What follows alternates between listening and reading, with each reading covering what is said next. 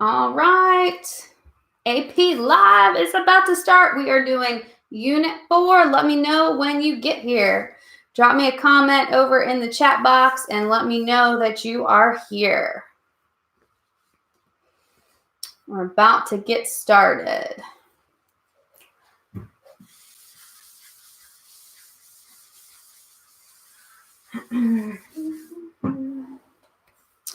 Unit 4. Hey, how's it going?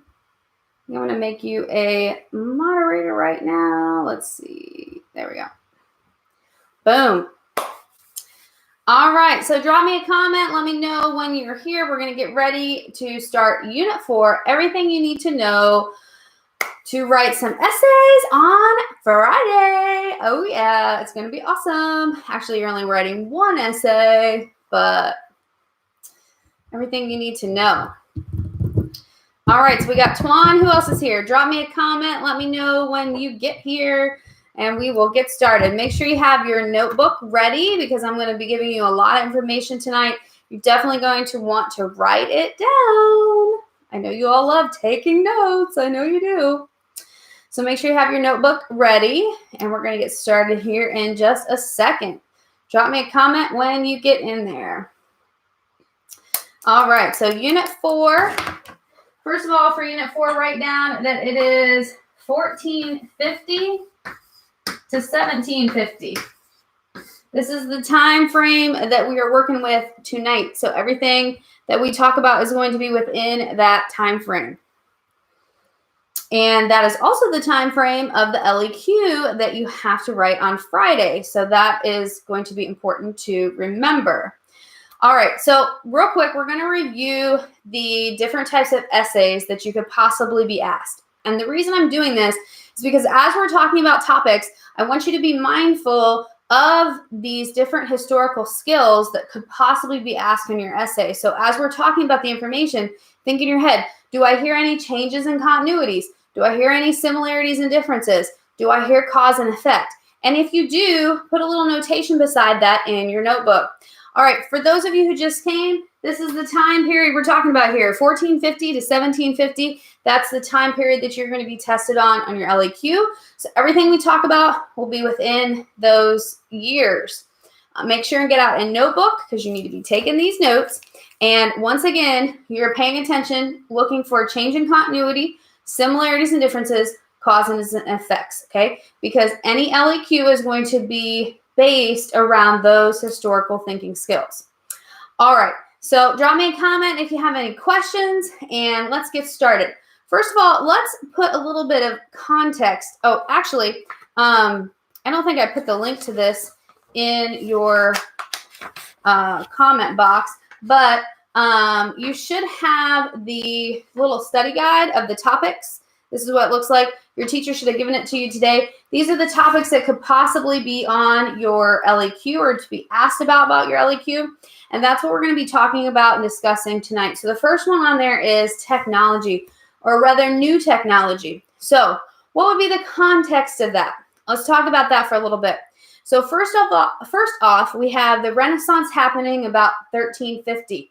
Renaissance is basically like this awakening of art. And remember, the merchants had a ton of money, and so they were able to spend that money on commissioning art and getting artists to do these works of art for them. Okay, that's what commissioning means. They're basically buying it from the artist. Okay, so there's a little bit of context. Hey guys, how's it going? We are just getting started. We're talking about the context of 1450 to 1750. Specifically for technology. Okay, that's what we're talking about right now. So Renaissance, we have in 1350, and that's just this awakening of Europe. Remember, the Black Death happens, a lot of people die, and then Europe kind of comes back to life, right? And they're rebuilding. Renaissance is a part of that. Also, we have the Enlightenment. That's going to start later in the 1600s. Now, remember, context can also be during this time frame. It doesn't have to be before. It can be during. So Enlightenment is also a part of this because Enlightenment is when they start questioning the political structures. They start thinking outside the box. Okay? No. Now, Twan, don't waste your powers now. All right. So we have the Enlightenment. Let's see. Oh, during the Enlightenment, they also start questioning the divine right of kings. So if you would get an LEQ question that's talking anything about political, you could use the Enlightenment as a part of that context, okay? All right. Also, another part of the context, we have the sack of Constantinople, or rather, the conquering of Constantinople. Remember, the Ottoman Empire takes over Constantinople, and what's the important thing about that? Well, the important thing you need to remember is that it cuts off Europe from the trade routes. Now Europe has this motivation to go and find other ways to trade, right? So that's when they kind of start exploring. And that's what context is all about. What's kind of pushing them into this new technology and this finding new technology to make exploration possible. We also have Zheng Ha, who is doing his expeditions, and he's expanding sea trade for China, also expanding their influence, all right? And so that is kind of spurring on all these other civilizations and actually nations and yeah, I guess that's what we would call them. It's spurring them on to build empires. Remember, we talked about the land-based empires of the gunpowder empires. Now we're moving to what's called maritime empires, which would be this exploring on the ocean to try to build bigger empires that way. All right. So what's next? Okay, so all of that is context leading up to this switch in technology and these innovations in technology. So what happens is we get this cross-cultural interaction. We know that they are kind of learning from each other and improving upon others' technology. All right. So, for example, Chinese technology is spreading, Islamic technology is spreading, and Europe kind of takes it and runs with it a little bit. So, a very good example is the astrolabe. Write this one down. Astrolabe. This is an O right here. The astrolabe was first created by the Greeks, and then it's going to be improved upon by Islamic people. But then it spreads to Europe. And in Europe, they make what's called the mariner's astrolabe, and they make it a little bit better for traveling in a boat. For example, they make it easier to use if there's rough water, and it also enables navigation at night because they can use the stars to figure out their latitude versus always needing the sun.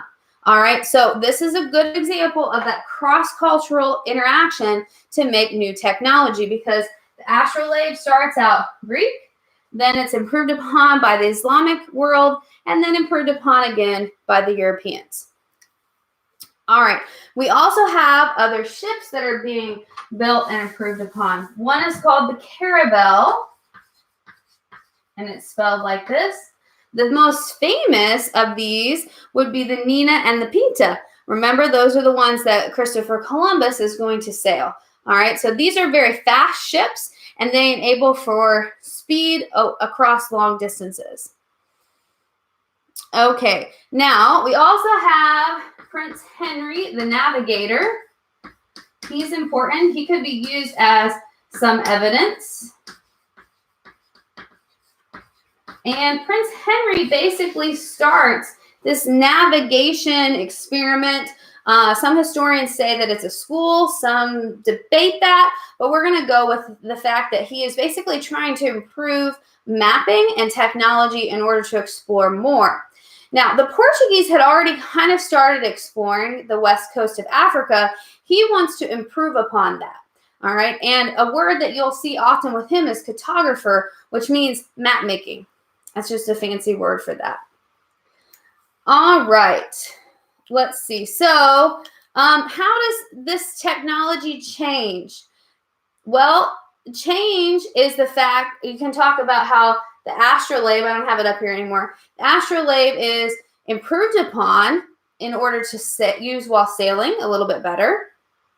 Yes, Rami, we're going over evidence and details right now about technology and new innovations. Also, the Caravel, this is important because it allows sailors to sail into the wind. Before, they couldn't do that. And so they had to kind of navigate based on where the wind was going. Now with this ship, they can sail straight into it. We also have a larger ship, and it's spelled like this. There we go. The Carrack, I think that's how you spell it, or the Carrack. And basically that has 3 or 4 masts.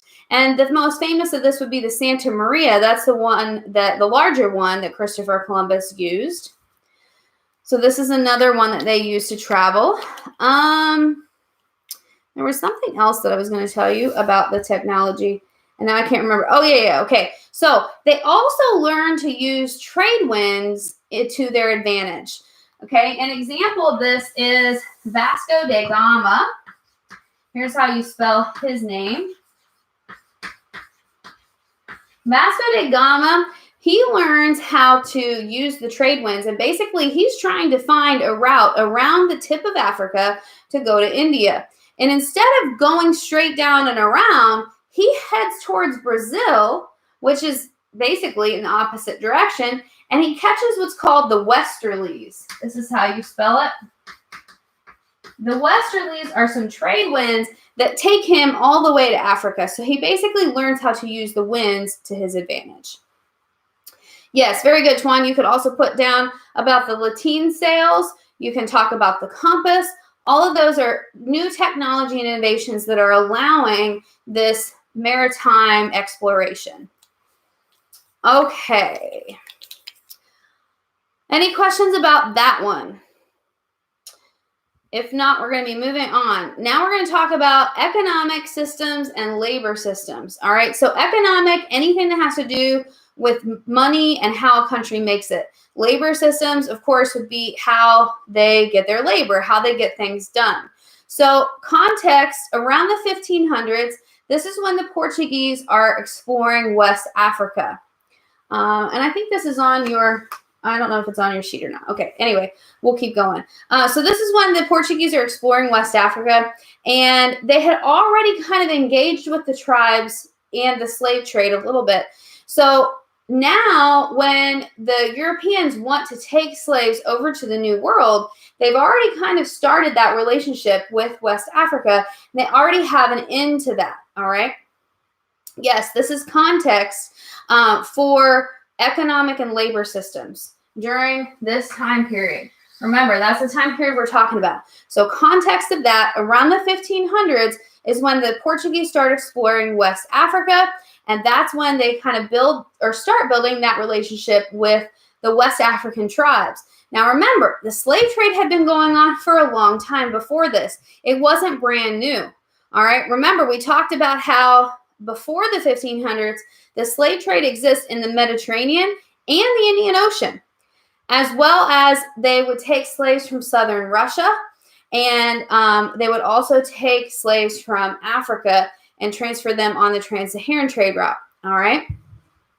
So this is not a new thing, and that can also be a part of context, what we're going to talk about right now. So during this time, slavery is going to take many different forms.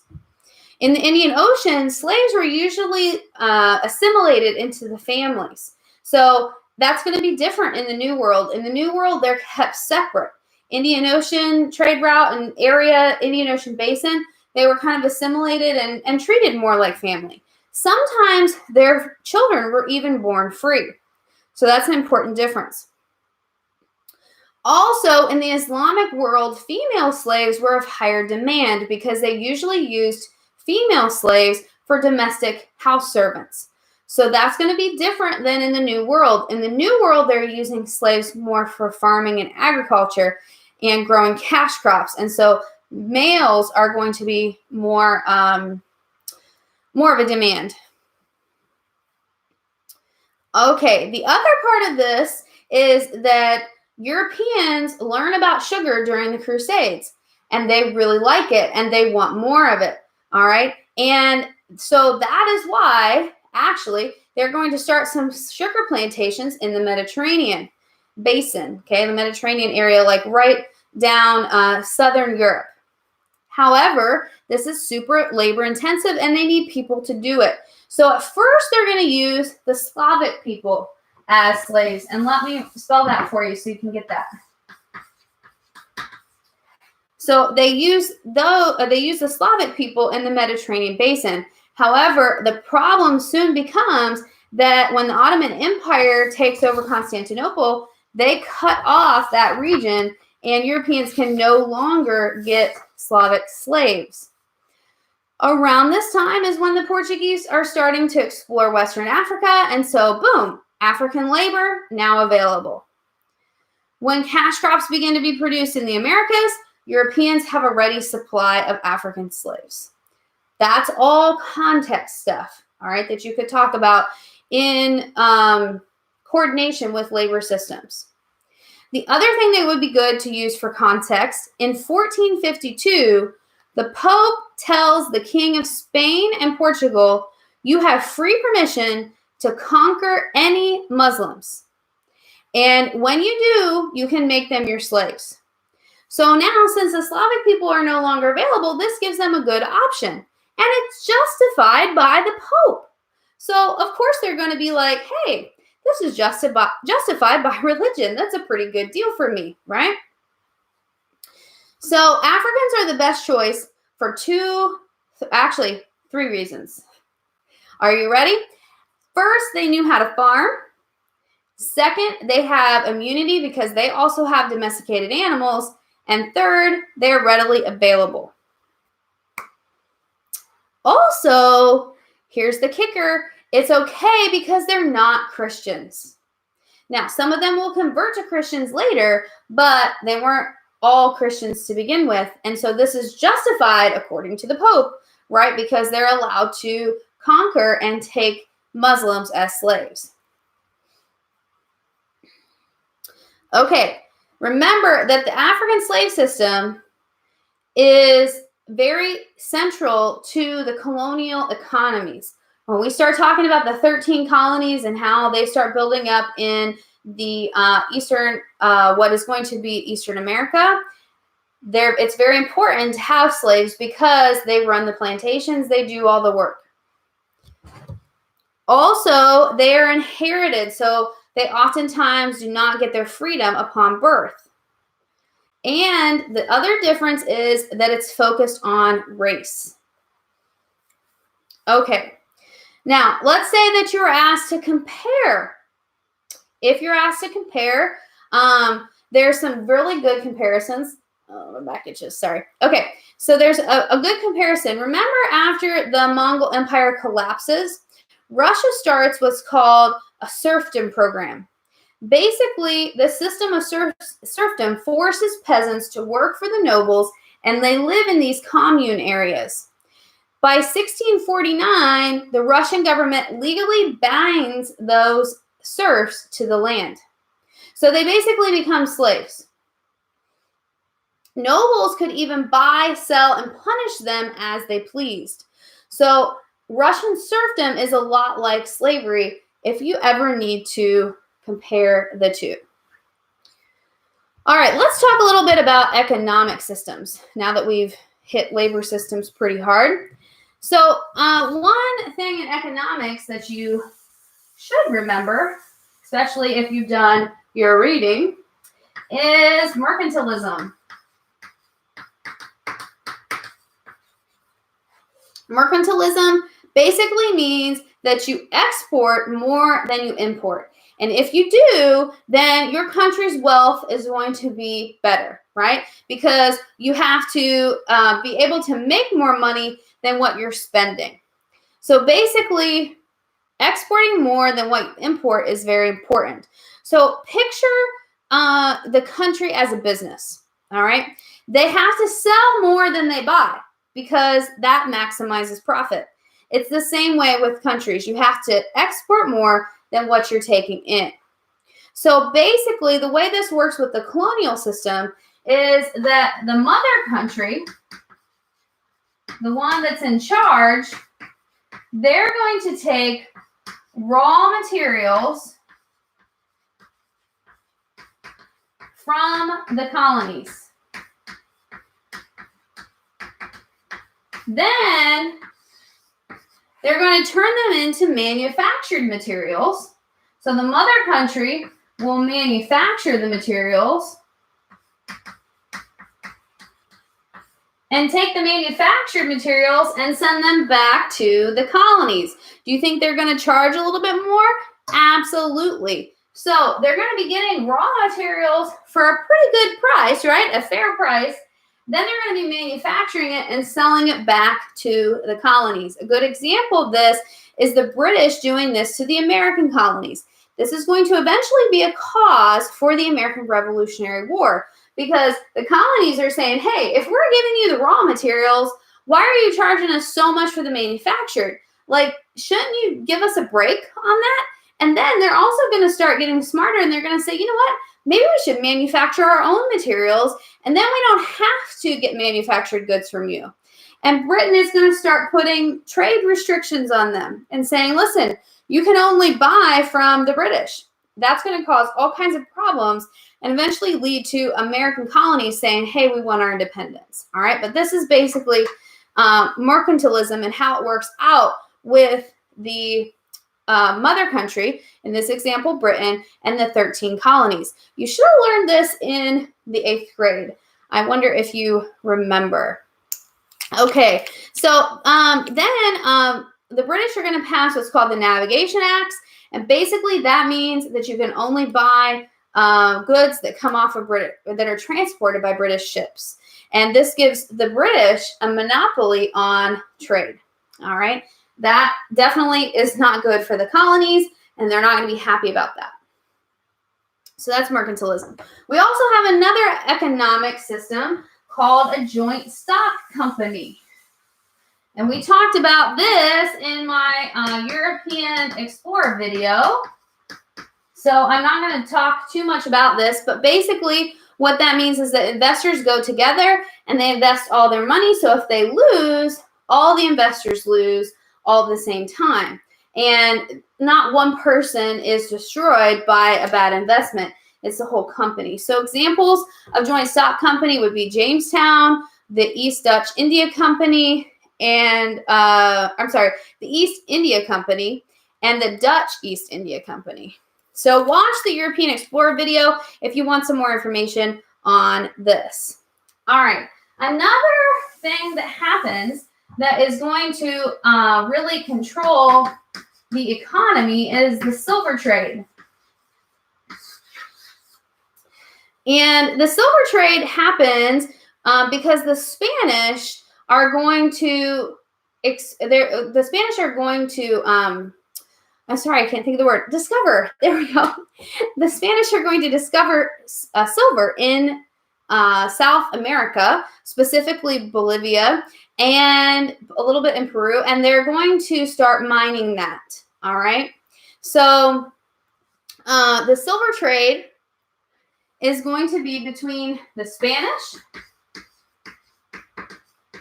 and they are going to mine the silver and then send it over to Europe as well as China. Okay. Now, the silver trade is kind of interesting because they basically use the Inca system of Mita, and this is how you spell it. And it was used by the Incas, where male Incas have to work and do some public service. So they're going to use that in order to get slaves, basically, to mine this silver for them. Okay, so in this case, now most cases that we've talked about, African slaves are better as labor because they're immune, they know how to farm and everything like that. However, in this case, the natives were better used as labor because some of these mines are very high elevation. And if you're not used to that elevation, then you get really sick and you're not able to work in those conditions. The natives, though, are used to it and they're able to work in the mines. Okay. So, also, this mining is super deadly because of mercury poisoning. So millions of natives are going to die by working in these mines. It was a very brutal, brutal time. Basically, Spain becomes super rich, And the peso, the silver peso, becomes the de facto currency, which is the one that everyone is basically using at this time. Now, eventually, it's going to cause huge inflation in Spain, which means that prices are going to rise because there's too much silver within the economy. That's also going to happen eventually in China, but at first, it works. The reason it causes inflation in Spain is because the Spanish don't adjust the tax rates. Okay, so basically, because they're not adjusting the tax rates and there's too much silver flowing into the economy, that's going to make the prices go up and inflation occur. All right. They also use silver to build the Spanish Armada. That's how you spell that. And that's basically a big, huge fleet of ships. All right. Okay, I see that you say the LAQ is hard. That is true. Now, let me tell you one thing. I think the reason why most are struggling with these essays is because you don't know the information. So what I invite you to do, and what I hope that you do before Friday, is you take the information that I've given you, the information that your class has given you, the information that you've read about this time period, 1450 to 1750, and make yourself some note cards and then study those note cards, because here's the thing: if you don't know the information, you're not going to be able to write that essay. Okay, there's my little soapbox. Let's move on. All right, so China and silver. 1/3 of this silver goes to China. All right, so we're still on the silver trade. You're going to put down that 1/3 of the silver goes to China. Now, why does China want it so much? Well, let me tell you. So basically, China had paper money first, but this caused inflation because they were printing too much and it wasn't backed up by anything. So then they switched back to coins. Well, their economy is so big that they eventually run out of bronze, and they're expecting that all taxes will be paid in these coins. And so they switched to silver. Now, at first in China's economy, the farmers pay their taxes with items and goods such as rice. All right. But then the Ming changed that policy and they say, no, you have to pay your taxes in silver. So now all of a sudden, the Chinese need access to silver. That means people have to produce something that can be sold for silver. And usually what they would produce is silk. This is going to lead to a price drop of silk, which also hurts the Spanish economy because it put many silk makers in Spain out of business. The Ming government, I'm a mess tonight. Oh my goodness. It's been a long day, guys. So the Ming dynasty does not adjust taxes either, which is going to cause inflation, and they also spend way too much on their defense. So eventually, both Spain and Chinese economies are going to suffer. It also hurts the environment. And the Inca empires, as well as Aztec empires, are destroyed. Many natives die in the mines. All right. One other thing about the silver trade is that here we got South America. That's really bad. South America. So over here, they're mining, and then they take the gold up to Mexico, and from Mexico they take it over to Manila in the Philippines, and then it goes up to China. So that's the route that the silver takes, and it takes it on what's called the Spanish galleon, which is a huge ship, basically a treasure fleet, if you will. Pirates also come in during this time, and that's super interesting. You'll be learning about that later next week.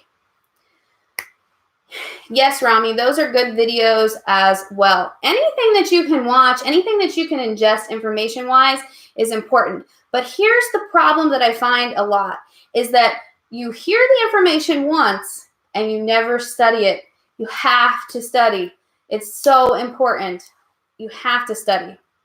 So the Spanish Armada is just a big fleet of ships, Tuan. Basically, they use the silver from the silver trade to build all of the ships. It's basically like the Spanish Navy.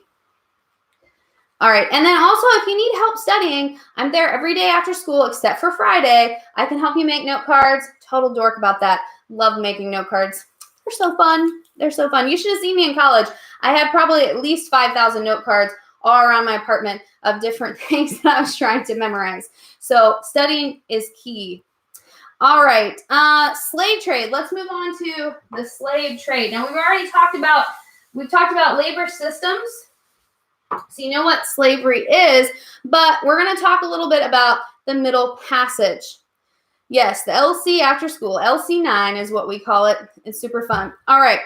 So first of all, a little context about that. Why weren't natives good slaves? I get asked this question a lot. Why didn't they use natives more for slaves? Well, there's a couple reasons. Number one, they were not immune to diseases. So the reason they weren't is because they didn't have domesticated animals the way that the Europeans did. Number two, they knew the land, so it was easier for them to escape. And let's see, number three, there was another reason. Can't think of it right now. Let me see if I got it written down. I don't think I do. All right, so it's easier for them to run away, and they aren't immune to the diseases, so they're dying like crazy, okay? And for the most part, the English needed reliable work, right? They need somebody that can come in and like work really, really hard in order to, build or to grow all those cash crops.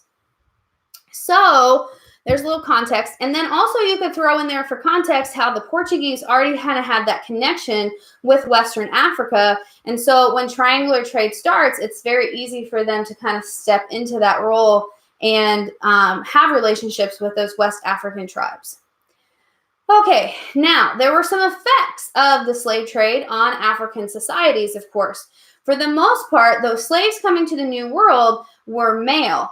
And so this is going to affect African societies a great deal because they're taking away that male leadership. And now women are going to have to move more into that leadership role as well as that farming role. Okay, let's see what else we got. Also, they're going to be bringing African culture to the New World.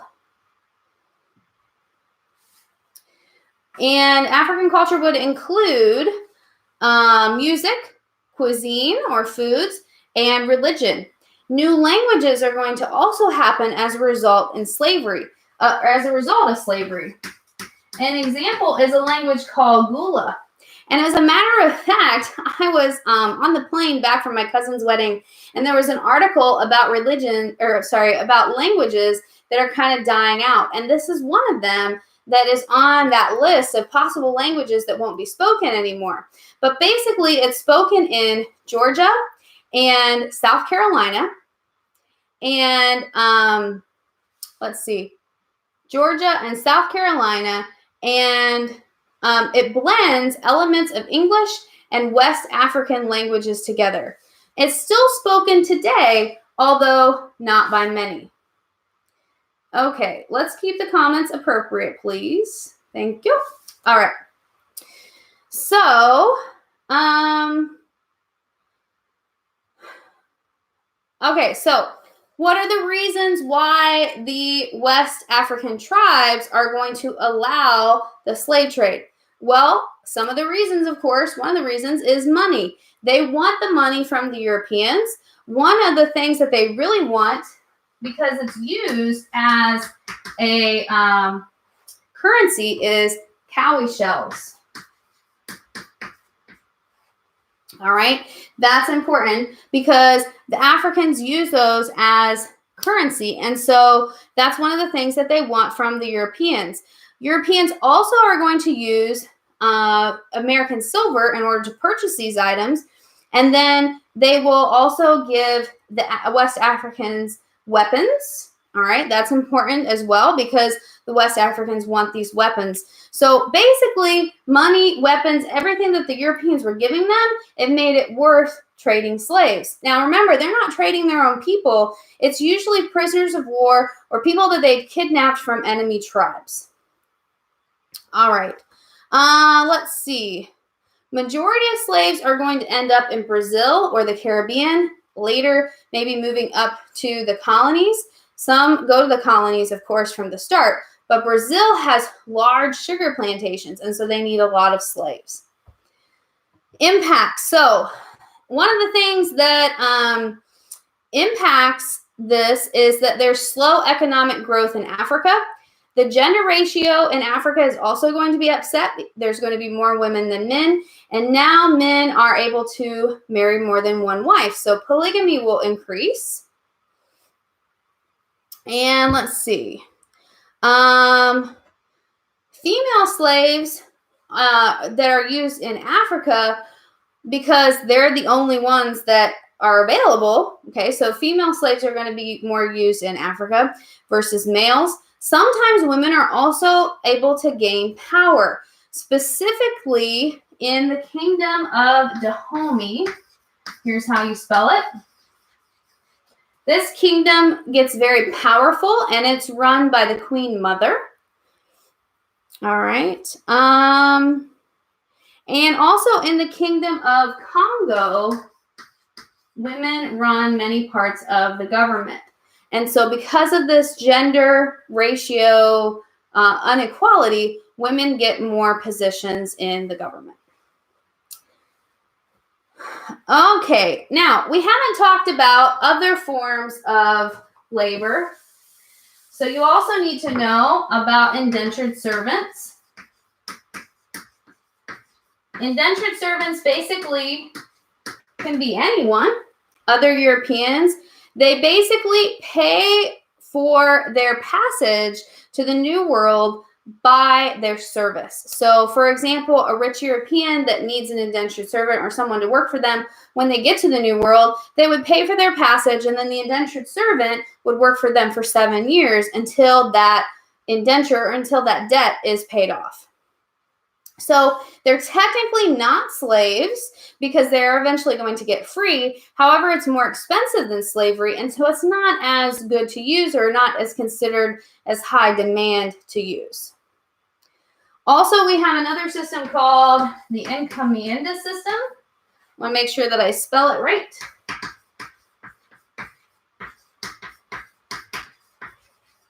This one's going to be used by the Spanish, and it's basically a forced labor system where they're forcing natives into working on estates and in the mines.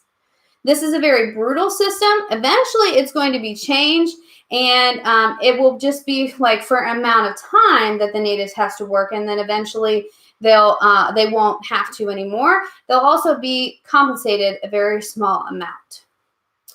And also remember that when the 13 colonies are established, the southern plantations are going to really need slaves, and so that increases the demand for slavery in the New World.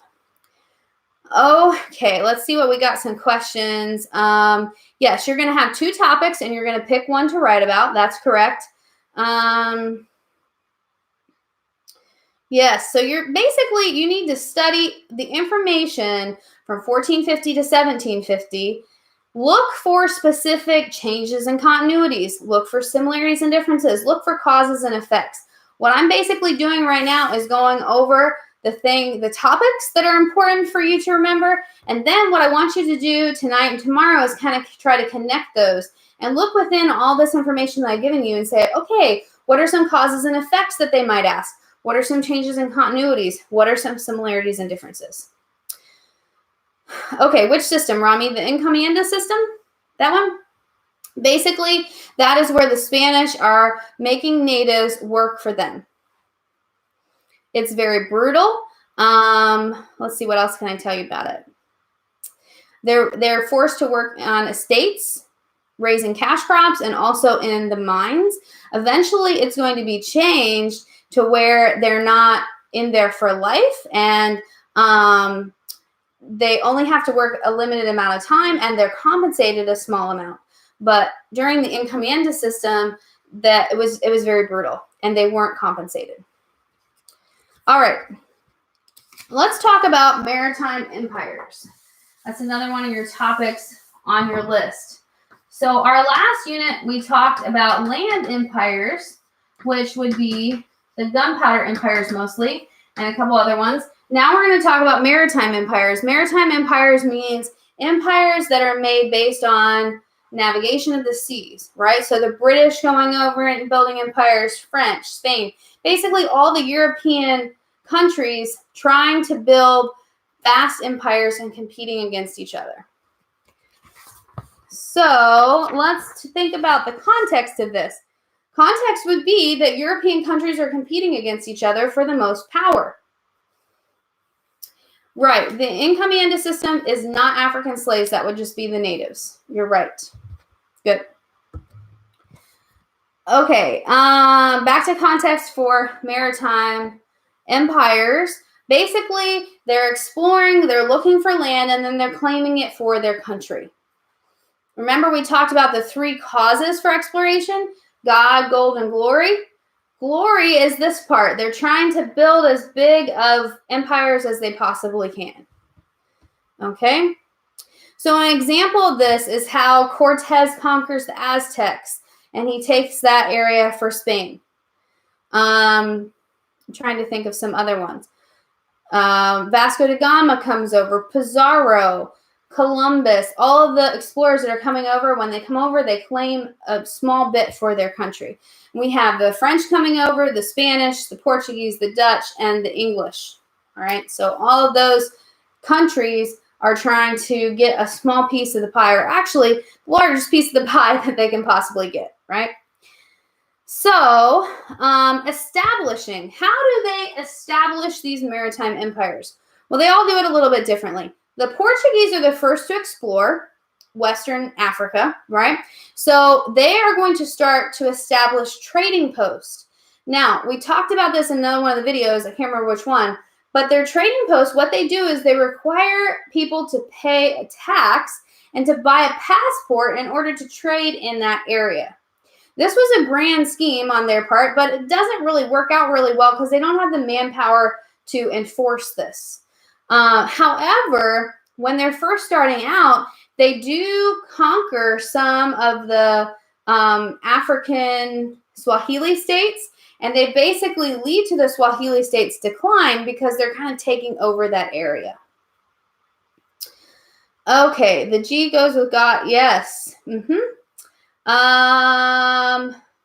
Kind of a little bit of both. So they want to spread religion, but basically they believe that God is wanting them to do this, right? God wants them to convert the natives to Christianity. So it's kind of a little bit of both. You're right, Tuan. Okay. Let's go on. Okay, so also during this time we have the Americas, and how are they establishing empires in America? Well, Spain and Portugal basically divide the Americas with what they call the Treaty of Tordesillas. I cannot spell tonight. Oh my goodness. Treaty. And I got to get my paper here so that I don't spell it wrong. Oh, there's only one S. Tordesillas. And this happens in 1494. And basically, it divides up the New World, and it says that Portugal gets Brazil and Spain gets the rest. Now, you can imagine the English, the French, the Dutch, they're like, what are you talking about? We get some of this too. And so that didn't last very long. Britain and France are going to eventually fight over North America region in the French and Indian War, because the French come in and they have parts of Canada and up by New York, and the British want it. They also want the Ohio River Valley, which is going to be kind of in the middle part. So we have, let me draw it up here for you. You have the 13 colonies over here on the coast. Here's Florida. Okay, here's Texas down here. It's a really bad Texas. Anyway, we got New York up here. So we've got the French are up here doing their fur trade, and the Dutch are also up here too. Here's Canada, and this is the Ohio River Valley. Here's the 13 colonies. The British basically want to go over and they want to settle this area. The Native Americans are saying, nope, stay out. The French are saying, stay out. And they fight a war over that. All right, so how are they establishing? Definitely you could put down that one way they establish their maritime empires is through war and trying to make their dominance known, right? You can also talk about they try to establish through treaties, if this were your question. Okay. How do they maintain empires?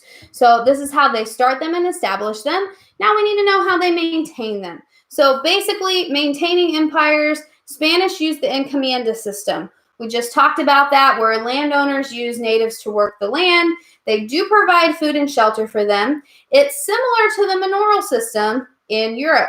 So if you have to make any kind of comparison, that would be a good comparison. It is, however, a coercive labor system. Coercive is spelled like this. Coercive basically means it's forced, right? So remember that it's a coercive or forced labor system. You may see that word again. Okay, they also maintain it through mercantilism. Mercantilism we talked about in the beginning of this video, so I'm not going to explain that again. And the last way that they maintain it is through labor systems. Now, there are several different types of labor systems. We've already talked about some of them this video. I'm just going to run through a couple that we have not talked about yet. First of all, the first one we talked about is African slaves. We know a lot about that. Basically, they have no rights to property or even their own life. They can be sold. They're basically property, right? They have no rights. They come in from Africa. Now, we also have a labor system in Europe and in Asia, and that's the serf labor system. Serfs are a little bit different. They are attached to the land and they cannot leave at will, but they have a little tiny bit of legal protection. Not a lot, okay? But it is different than slavery in America. We also have indentured servants. Remember, this is the one that's only for a short time. I mean, if you say that 7 years is a short time, I guess it is when compared to the fact that you could be a slave for life. So you're basically working to pay off your transport. All right. We also have the labor system of free peasants.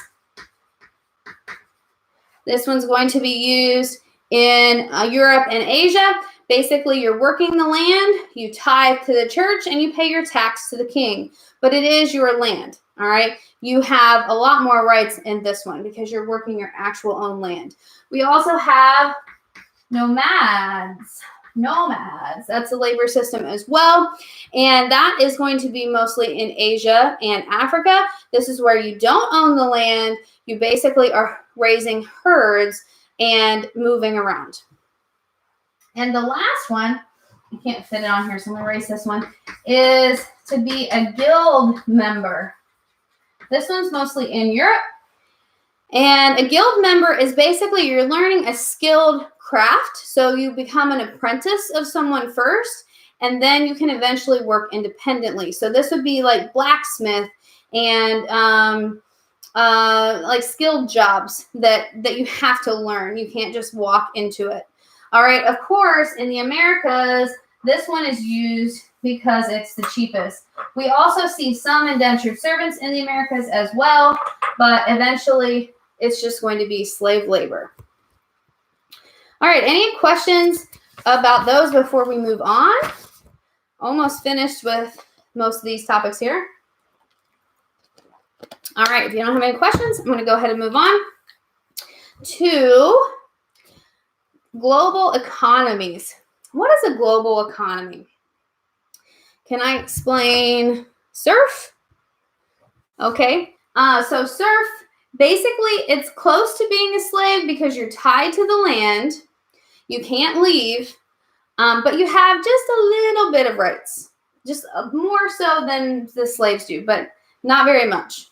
It's basically slaves. It's just in a different area, and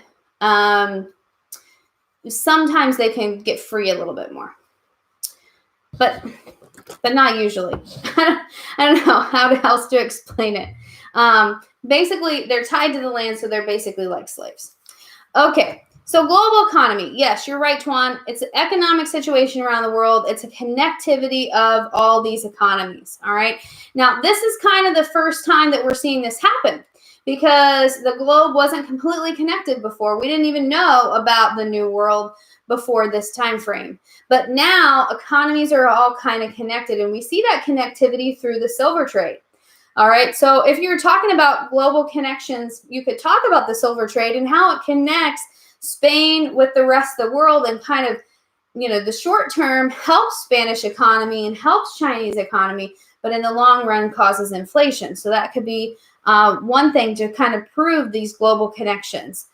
You can also say that the middle class in Europe is growing because of the wealth coming in. So now, instead of having just the poor and the really rich, now you're going to start to see a middle class in Europe. Wealth is also going to provide income for investing in the Industrial Revolution. And the Industrial Revolution will come next in Unit 5, and we'll talk about that. But good context for the Industrial Revolution is this time period when they are, gaining all this wealth from the colonies, from having maritime empires, and able to bring that back to Europe in order to invest in their economies. One negative effect, of course, we already kind of talked about this, of the global economy is the inflation in Spain and China. That's definitely a negative long-term impact. We also see new social structures, especially in the Americas, and your online textbook talks a lot about this. It's right around where it talks about the encomienda system, but basically because of racism in America, now there's this need for new social structures that's going to place the slaves on the social ladder. Very low, of course, but this becomes really important in South America and in Central America, as well as Latin America, because that's where the Spanish and the slaves are kind of mixing a lot, and you see new races of people or new qualifications of people based on skin color. So that also happens. Okay, another one that is on your study guide is changes in continuities due to the Columbian Exchange. This one we've hit pretty hard in my class. I don't know about the other classes, but we talked about this one a lot. There's definite effects on Europe, Africa, and the Americas.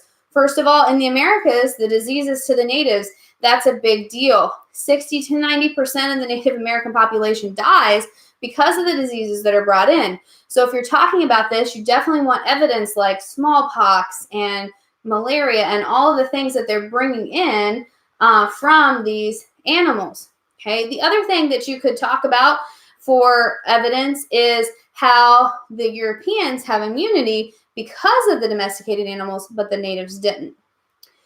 Guns and new technology also have a negative effect and impact on the New World because the Native Americans don't have that at first, right? And so they are really taken aback by this technology. So between that and diseases, a lot of them die off rather quickly. All right, we also have the impact of new foods on the Americas. This is going to change the environment and the landscape a lot, as well as nutrition. And that goes for Europe as well, because the new foods from the New World are going to go to the Old World and help with nutrition over there. So if you want to talk about impacts on Europe, that would be one of them, getting new foods over to the New World. Another impact on the Americas is deforestation, because they're cutting down more trees in order to have larger plantations to grow more cash crops. And then we also have impacts on Africa. We talked about them earlier in this video about the gender ratios changing and women kind of taking power because the men aren't as present. And you could talk about how, the Western African tribes are selling people into slavery who are their enemies. You can talk about how that changes social structures and things. All right, so for this one, I covered this a lot in the European exploration video. So if you get a chance, definitely watch that one, and it'll talk more about those effects of the things coming over, especially on America, and the effects on Europe as well. So in Africa, their population is not really going to grow as much. They're not going to benefit from those new foods as much, but mostly that's going to happen more in Europe. Okay.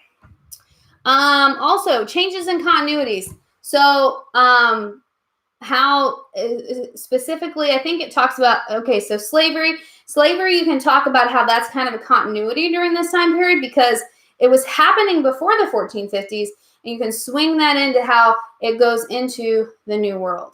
All right. Yeah, so the loss of population, that would be a change on Africa. That's good. And then I think on your study guide, oh yeah, you have the effect of religion on societies. So effect of religion on societies, that's important too, because we have a lot of syncretic religions going on, right? Where African religions is mixing with Christianity. And there's a really good part in the online textbook that talks about this. If you look up syncretic religions, you'll be able to find this. But basically, one example is voodoo and how that comes about from the combination of some African religions with Christianity. You can also see the example, I think we talked about it in the European exploration video, about the Aztec god kind of mixing with the Virgin Mary. So that would be some more evidence for that. All right, I believe that we have covered everything on here. If you want more information about some of this, I covered it in the European exploration video, so you can look at that as well. But what I want you to do now is just take all of your information that you have from your reading, from these chapters, that you have from your class, that you have from what I've given you tonight, kind of put it all together and look at it and say, okay, what are some changes and continuities? What are some similarities and differences that I see here? What are some causes and effects? Causes and effects definitely go with Columbian exchange. So make sure you're tying those together. The similarities and differences you could talk about with the economic systems. You could talk about how technology changes, right? So look at all of your information that you have and kind of put it together and try to figure out some of the questions that you might be asked based on your information. But most importantly, memorize the information, because if you have the information in your head, when you sit down and you look at that prompt, you're going to be able to write something. All right. Real quick, LEQ, you put context first. We went over a lot of context. Most of the context that we went over tonight, you could use with any one of the prompts that you're going to get. All right. So make sure that you remember the context of 1450 to 1750. Then you're going to write your thesis. Remember, in your thesis, you have to list whatever you're talking about. So if you're talking about similarities and differences, put them in there. If you're talking about change and continuity, put it in there. If you're talking about cause and effect, put it in there. All right. That's a point. Then the next part is giving examples and explaining it. Don't just spew a bunch of examples out there. Actually explain it. So rip your thesis apart. Make a topic sentence. So if we're talking about an effect of the Columbian exchange being bringing diseases to the New World, you're going to have that as your topic sentence, and then you're going to explain how and why that happens and give some evidence. So basically telling us that it happens because the Native Americans don't have immunity. They didn't have domesticated animals, but the Europeans did, and explaining what diseases came over and how they affected the Native Americans. That's supporting it. Okay, and giving evidence. Then after that, do you need outside information on an LEQ? I think you do. Yes, I don't have the rubric with me right now. That's not complexity, Rami. That's just the middle part. Okay, that complexity part is just making a really, really good essay.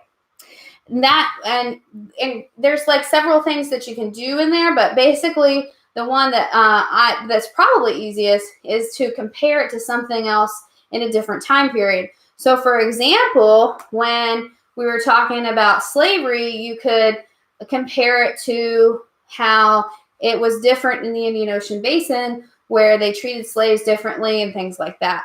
Okay. Yes. Okay, good. Outside information, that's just something else that you know about the topic. So that's a whole point in itself. You need at least 3 or 4 sentences for that. Okay. Pretty sure that's on LEQ. I don't have my rubric right in front of me. I guess I should have gotten my rubric. And then that last point, that unicorn point, the complexity point, basically well-written essay and one of those bullet points that's underneath that in the rubric. Okay. Sorry if I was kind of scattered today. It's been such a long day, but I definitely wanted to get you this information. Tomorrow I won't be there after school, but if you need any last minute help, stop by the LC on Friday morning and I will help you. Good luck on your LEQ. I know you're going to do a great job. Make sure you study these topics. Make flashcards. Okay, promise me you'll make flashcards because you got to do it. It just makes it so easy to study. Any last minute questions before I hop off of here? You are so welcome. Bless your heart. Thank you so much. I'm so glad that it's helping you guys.